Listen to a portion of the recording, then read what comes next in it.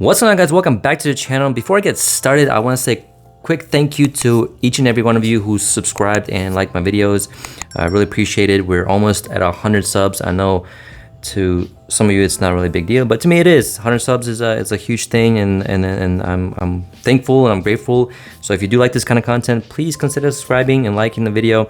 I would really appreciate it and help me out. It helps me out a lot and helps the channel a lot. Today I do have another build for you guys, and again, I'm always excited about these builds because I just love how the final product comes out. And before I get started on the video, I do want to mention a quick update on the Wimbledon build that I have. I actually changed the case. I actually got done with the Cyclops. I think overall it looks really good with Cyclops. I think without the Cyclops it was just missing something. And one of the comments said that I should get one with the Cyclops. I need to clean this.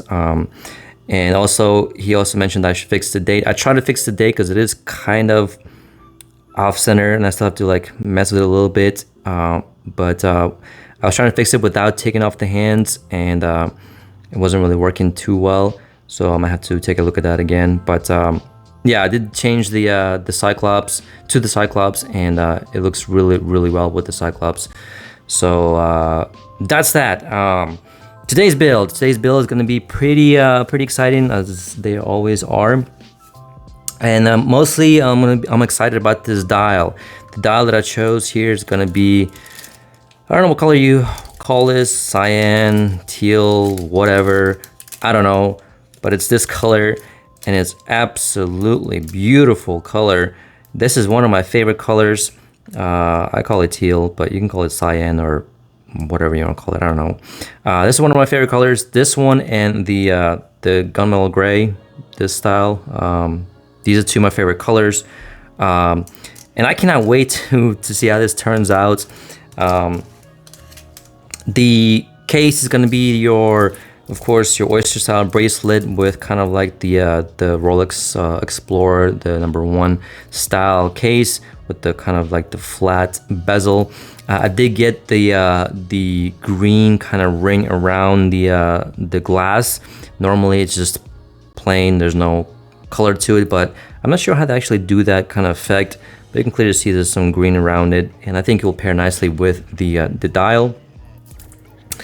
The movement, I chose the NH38. I want to try something different because this build does not require a date window. Because obviously there's no window on a date, and so I decided to go with this movement, the NH38. Real quick about this movement, it has a open kind of like the balance wheel, so to speak, right? Is what we call it, balance wheel? I'm pretty sure it's balance wheel. Anyways, you can kind of use this a movement to build a open heart watches. I believe it's called Nautilus, I believe, which I do want to make one in the future. But I also decided I want to do something different in terms of like the movement wise, because I've been using the NH35. So I decided to go with this one. And this was actually more expensive than the NH35, which is kind of weird because, I mean, it's less parts. I mean, that's how I see it. I don't know. And last but not least, the hands. The hands are pretty standard hands. This is the Mercedes 1 hour hand.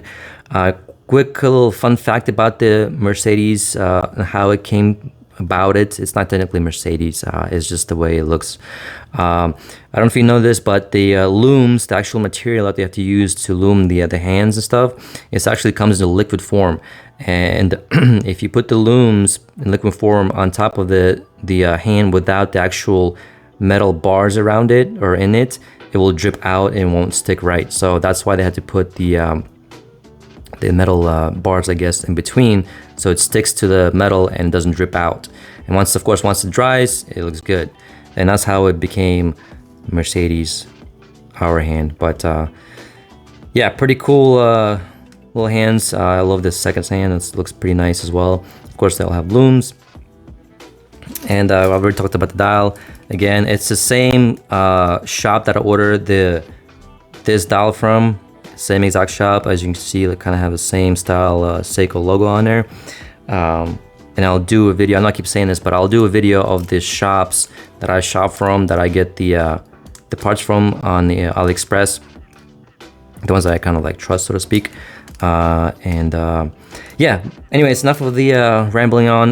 Let's get started with the build. So like I said before in previous videos, first thing you want to do is basically test the movement, make sure it's ticking. I already did that, it works fine.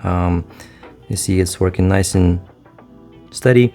Again, there's no date on this, so you don't have to check anything, but make sure it's working. And of course, you want to double check and triple check, unlike me last video with the stems. Double check, triple check, quadruple check. Make sure it lines up everything with the holes. I believe the NH35 series, NH series have the same style location for the stems. Again, don't quote me on that. Just again, double check everything because you don't want to make a mistake that I did last video. And for this part, it's going to be, I need this one and I need the total opposite, which is this one right here. I need to remove these two. So there you have it, guys. I did cut off these two right here, and like I said before, the NH series, I think they have in the same location. Doesn't matter if it's NH36, 35, or 38. But again, you always want to double check. Don't make a mistake that I did on my last video and cut all the wrong holes. But again, like I said before, you want to sand these down. Don't go too crazy with them. In fact, I just test fitted and it looks really well without actually sanding these down, but I'm gonna do it anyways, so that way I don't have any sharp edges. Okay, so sand these down, look nice and flat-ish. Again, don't get too crazy, don't want to scratch the dial. And then of course you want to clean the movement. Make sure there's nothing in there, no dust. Pretty straightforward. And then clean the back of it as well. Blow some air, because dust is the worst enemy of the watch, along with rust. And again, you just want to plop it on there and align the holes, and that's it. That should be good. And there you have it. So it's nice and flat. There's no gaps. Looks really, really nice. All right, moving on to the hands. So I want to give a quick little note on how they package these hands. So you see how if I shake them, they don't move around. Okay, that's solid. Okay, you don't want the hands to move around. You don't want it to be damaged. And again, I'll make a video on the store that I got these from. One of the hands that I got a while back, they were just kind of like flopping around and just all over the place. Again, you don't want that. You want to minimize the damage, right? But anyways, I'm gonna get started on the hands. So I did get a new kind of a movement holder. I think it was like $8 on Amazon. I do still have the other one, and this one is just not great. I don't like how the movement keeps popping out when there's like a little bit of pressure. So I don't know if it's just because it's Chinese crap or whatever, but I don't know. Obviously this is a knockoff. I think the original is probably much better, but again, I don't know. But I did get the new movement holder. It's super simple. You just plop it on here and there you go. It holds nice and well. Okay, so when you're setting the hands on this kind of type of style watch, when there's no date, obviously you don't have to set the clock to 12 o'clock or anything like that. Set the hands, I should say. You just set it on there and that's it. There's no calibration needed in terms of like the date, right? So I did get a new tool for setting the hands, but I realized it's the movement holder, which is this thing right here, it's too tall for this, so it won't fit. So I have to do it by hand. So I'm gonna have to order maybe a different size of these. They're only like $8 on Amazon. So, but yeah, it's too tall, and it's gonna be, the fitment is gonna be very, very tight. This is without the tip. These are white things. If I put the tip on, it'd be right at the stem, and I don't want to do that. Right at the little thing in the middle. So I don't want to do that. So as always, you want to do hour first, and then minute, and then a second.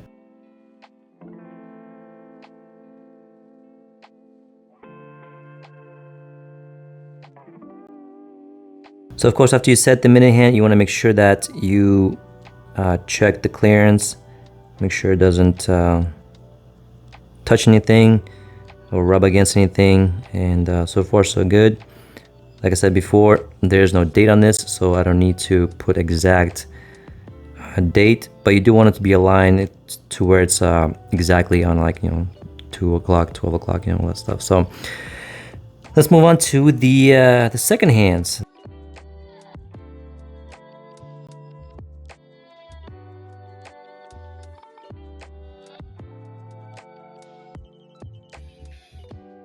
Okay, so I got the second stand on there. It took me a little while to adjust the mini hand. The mini hand was a little bit too high, so it was interfering with the second hands. But yeah, you can just micro adjust with your hand setting tool. Just kind of move it back and forth a little bit.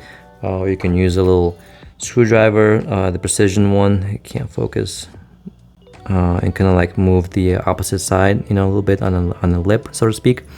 I don't recommend this just because you are risking scratching the dial, so I don't, or the hand actually, so I don't really recommend this. But if you need to get into the tight spot, the precision whatever screwdriver is the best bet. But yeah, I don't recommend using this. I would just do it with either like tweezers, so you don't want to scratch the dial. But I was pretty careful, so everything looked pretty straightforward. Nothing's touching. Everything looks nice and straight.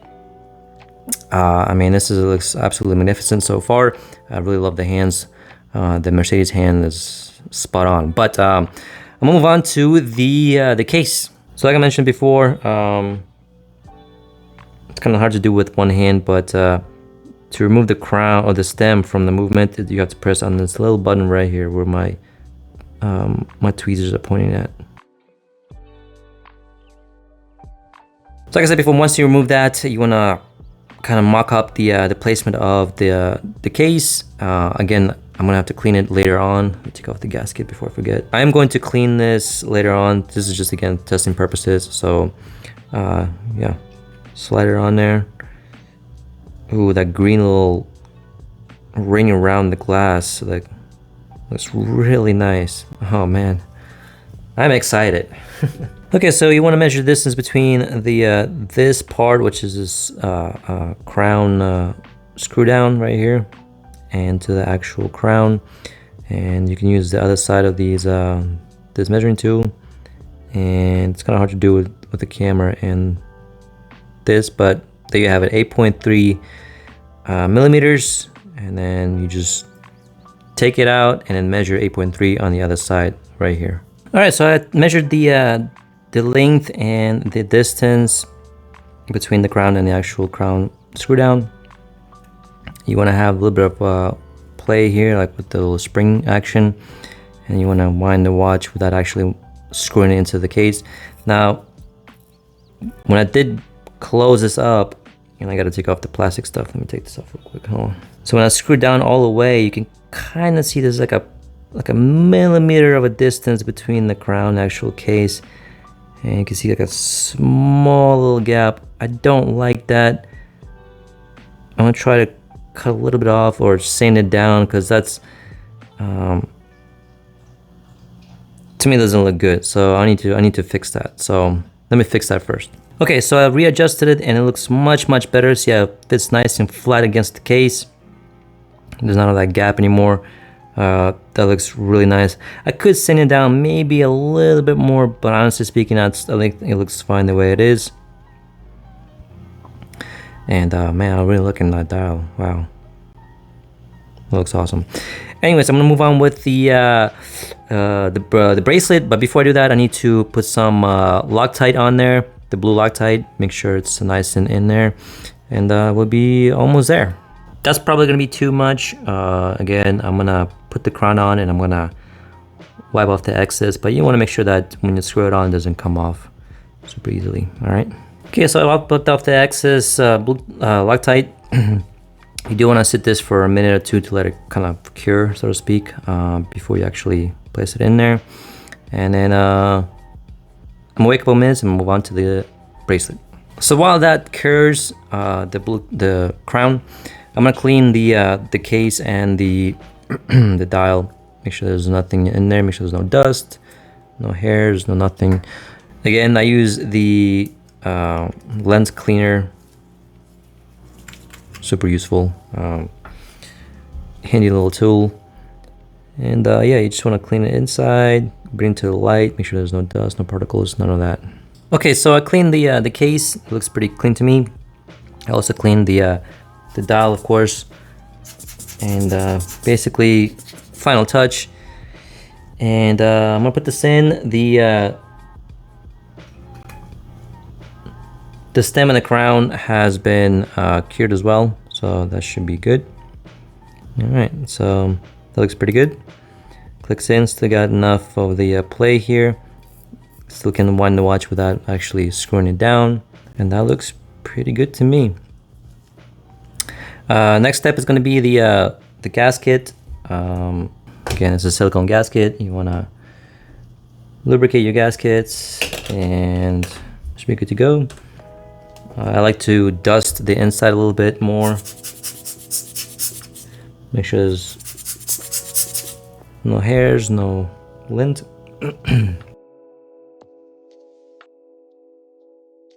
I did get a solid case back. I didn't get the clear this time. Again, something different. Nice little final touch with the case back screw tightening tool. And then we're gonna put on the links, mount just the links, and I'll put them on, and then I'll do the final reveal of the product. And there you have it, guys. A nice Rolex Explorer style Seiko mod. It was a fairly easy build. The dial looks phenomenal. This is what it looks like on my wrist, and I'll show you in a second what it looks like on the outside. I absolutely love the dial of this, the color of this dial. Again, one of my favorite colors, and I'm extremely happy how this turned out. And yeah, if you like this kind of content, please consider subscribing and liking the video. Really appreciate it. It helps me out a lot. It's still kind of loose on my wrist. I gotta do some micro adjustments in here, but overall I'm extremely happy how this turned out. And again, not having the date option on there, it makes the builds a lot easier. But anyways, that's all for the video. That's all I got. Hopefully you liked this video. Again, thank you all for watching, and I'll catch you guys on the next one.